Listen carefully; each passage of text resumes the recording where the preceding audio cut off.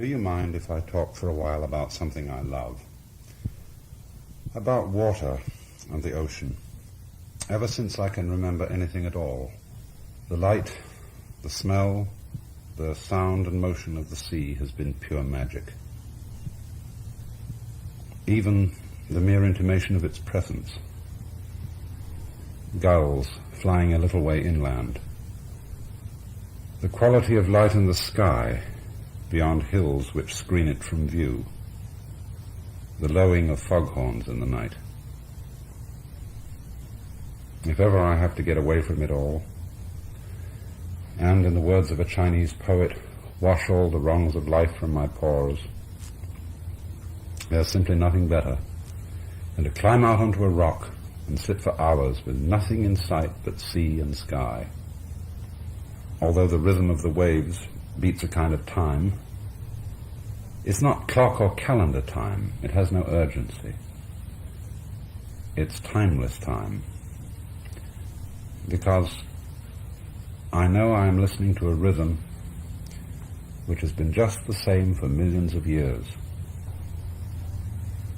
And it takes you out of the world of relentlessly ticking clocks. Clocks, for some reason or other, always seem to be marching, and armies never march to anything but doom. But there's no marching rhythm in the motion of waves. It harmonizes with the breath. It does not count our days. Its pulse is not in the stingy spirit of measuring, of marking out how much still remains. It's the breathing of eternity, like the Brahma of Indian mythology, who inhales and exhales, manifests and dissolves the worlds, endlessly, forever. As a mere conception, that sounds appallingly monotonous, until you listen to the breaking and washing of waves. Just in the past few weeks, I've come to live right on the edge of the water. I have a studio, library, and place for writing in an old ferry boat, tied up on the waterfront of Sausalito, north of San Francisco. I suppose the nearest thing in America to a Mediterranean fishing village. Steep hills, clustered with little houses. And below, along the rim of the bay, a forest of masts, rocking almost imperceptibly against a background of water and wooded promontories. In some ways it's rather a messy waterfront, not just piers and boats, but junkyards, industrial buildings, and all the inevitable literature of our culture. But somehow the land and seascape absorbs and pacifies the mess. Sheds and shacks thrown together out of old timbers and plywood, heaps of disused lumber, rusted machinery, and rotting hulls. All of this is transformed in the beneficent presence of the sea. Perhaps it's the quality of the light, especially early in the morning and towards evening, when the distinction of sky and water becomes uncertain, when the whole of space becomes opalescent, a sort of pearly luminous grey, and the rising or setting moon is straw yellow. In this light, all the rambling mess of sheds and junkyards is magical. Blessed with the white cries of gulls, and with the patterns of masts and ropes and boats at anchor, which put me in mind of landfalls a long way away, and of all the voyages of which one has dreamed. I look out now as I talk to you, across a wide space of nothing but water and birds, ending in a line of green slopes with clumps of trees. Right over the edge of the boat, the water contains, seemingly just under the surface, a ceaselessly moving network of reflected sunlight, through which a school of very tiny fish passes delightfully uncaught, and yet only a few yards from where we are moored. Tackle shops sell the marvelous salmon and crabs with which this particular area abounds.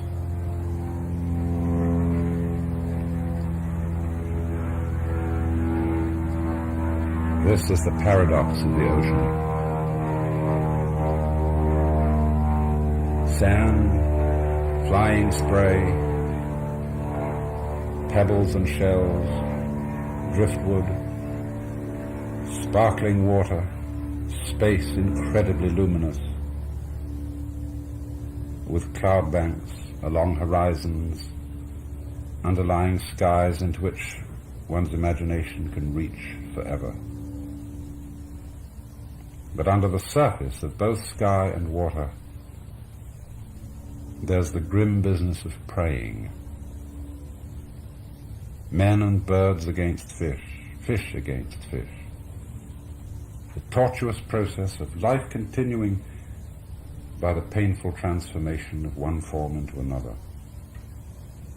To creatures who don't anticipate and reflect imaginatively upon this holocaust of eating and being eaten, it's perhaps not so terrible.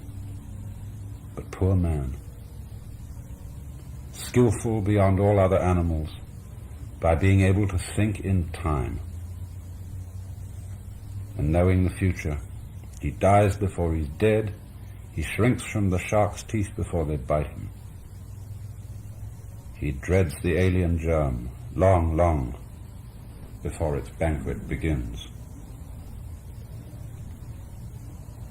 Here is a gull that has picked a crab from a tide pool, sprawled now upon the sand.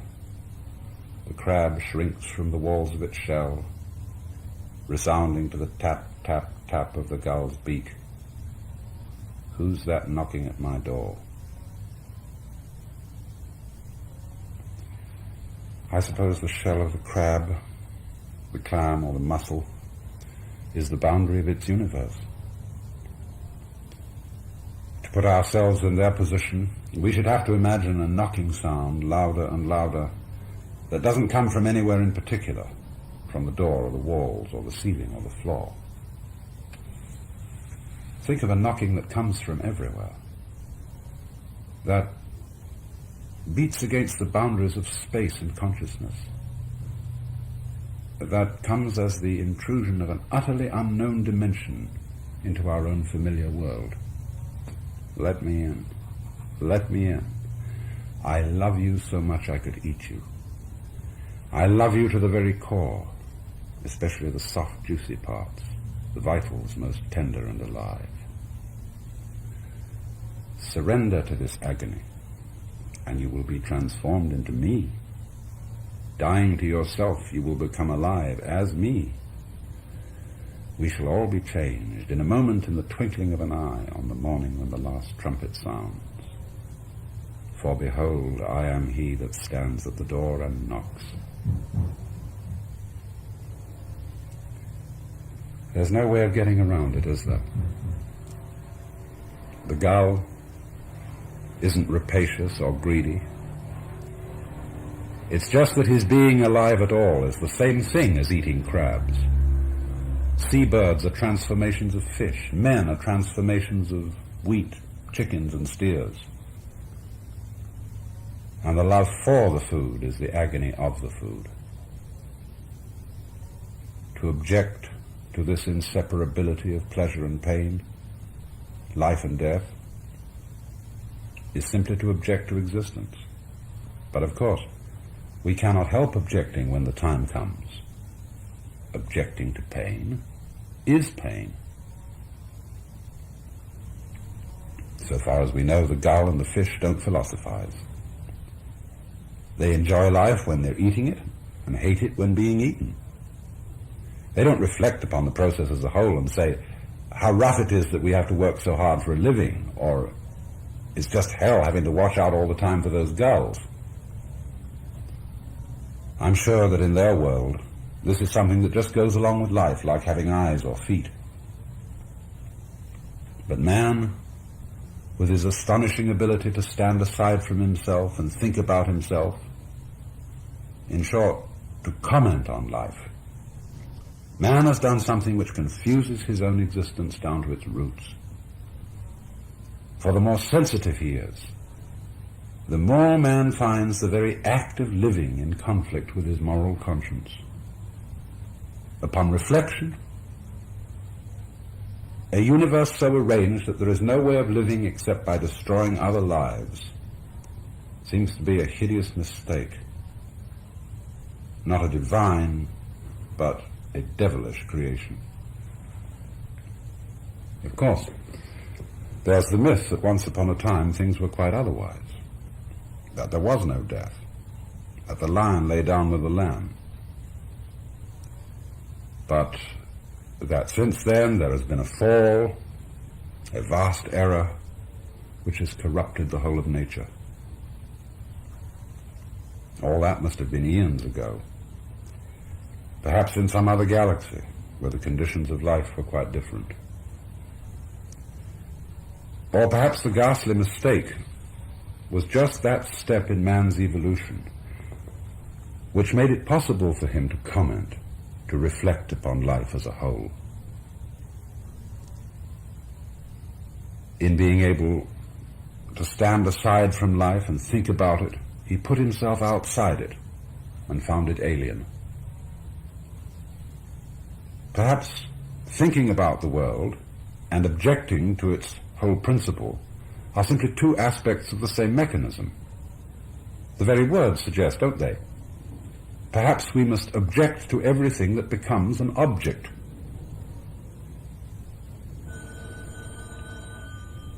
But aren't there also times when we speak of something that we know as a subject?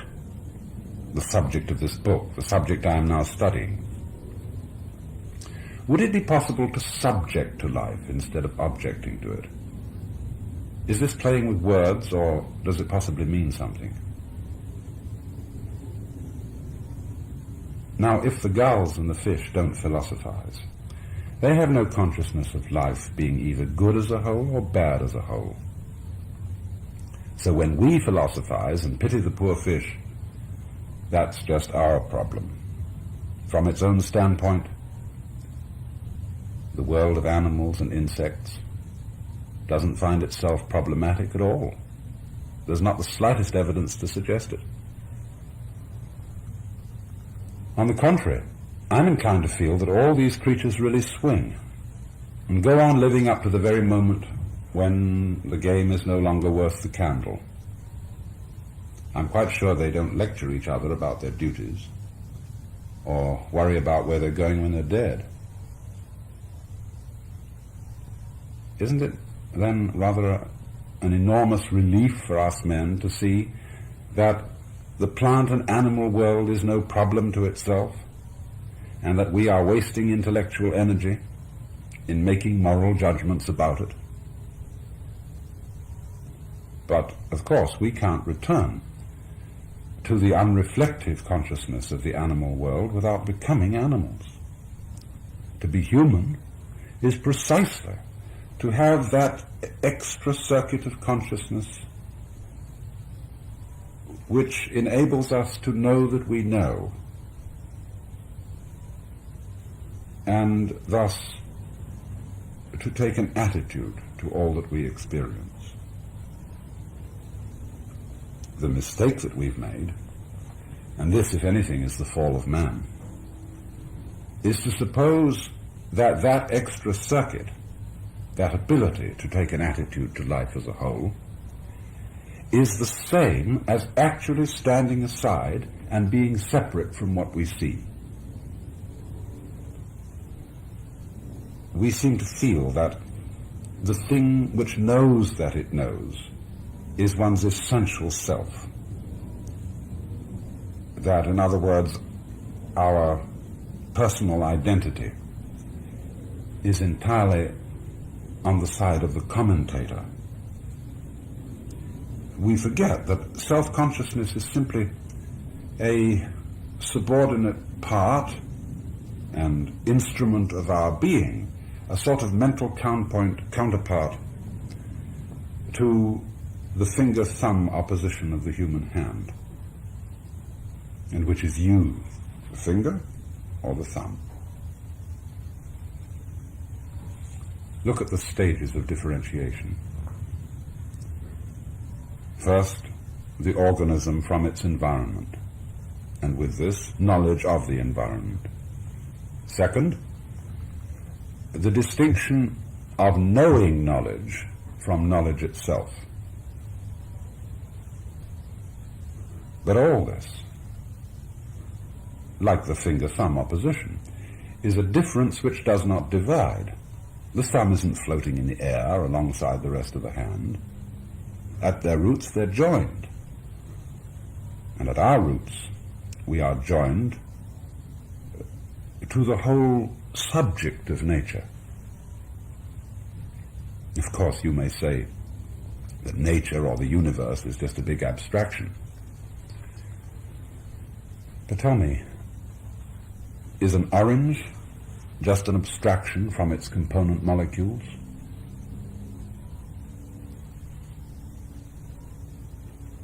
I think our difficulty is that our consciousness is too superficial, as if all our sensation were in the tips of the fingers and not in the palm. Our comments on life are insufficiently balanced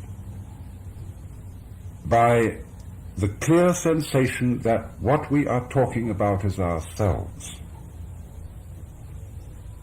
and ourselves in a sense far more basic and real than that extra circuit which knows knowing. Are we misled by the fact that we move freely on the earth and aren't rooted to it in the same way as trees to the ground and fingers to the hand? Were we as spatially distant from the earth as one atom of an orange from another, I suppose we should be somewhere out by the moon. Now we know that the atom, molecule, cell, or subordinate organ of any particular organism is what it is by virtue of its place and its membership in the pattern of the whole. Blood in a test tube is rapidly ceasing to be the same thing as blood in veins. In the same way, man must beware lest in cutting himself off psychically from the world that he sees, and so isolating the subject from the object, lest in doing this he rapidly ceases to be man. So I think this is why I love the ocean. It's the most difficult part of nature to mess up with emblems and symptoms of man's dissociated consciousness. It's an environment in which the awareness of our roots can awaken, in which space, so real because of the light and color, can be seen to be joining things instead of separating them. Yes, and I've just discovered that knocking on the wall of space and consciousness was my own heart beating.